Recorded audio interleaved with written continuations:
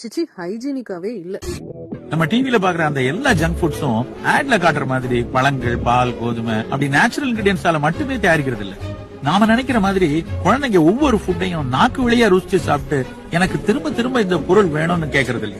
இந்த ஃபுட்டோட டேஸ்ட் குழந்தைங்க கண்ணு வழியா உள்ள போகுது. இந்த ப்ராடக்ட்ஸ்ல கலருக்காக, டேஸ்டுக்காக, சீக்கிரம் கெட்டு போக கூடாதுங்கிறதுக்காக கெமிக்கல்ஸ் எல்லாம் சேர்க்கறாங்க. குழந்தை என்ன பிரெட் மட்டுமா சாப்பிடுது? ஜாம் சாப்பிடுது, கூட நூடுல்ஸ் சாப்பிடுது, 2 பிஸ்கட்டை சாப்பிடுது, ஜூஸ் வேற குடிக்குது. இது ஒவ்வொன்றிலும் வேற வேற கெமிக்கல்ஸ் இருக்குது. இது எல்லாம் அந்த குழந்தையோட வயிற்றுக்குள்ள போய் ஒன்னோட ஒண்ணு சேரும் போது அது உணவா இருக்குமா விஷமா இருக்குமான்னு யோசிச்சு பாருங்க. சிச்சி ஹைஜீனிக்காவே இல்ல. நம்மள சுத்தி 4 பேர் ரோட் சைட்ல சாப்பிடுறவங்க பார்த்து இந்த வார்த்தையை சொல்லிருப்போம். ஆனா நம்ம கையால நம்ம குழந்தைகளுக்கு நம்ம என்ன வாங்கி தரோம்? நீங்க பெரிய பெரிய ஃபிளாஷி அட்வர்டைஸ்மெண்ட்ஸ் எல்லாமே பார்த்து சூப்பர் மார்க்கெட்ல வாங்கி கொடுக்கறது பயங்கர ஹெல்த்தியான பொருளா?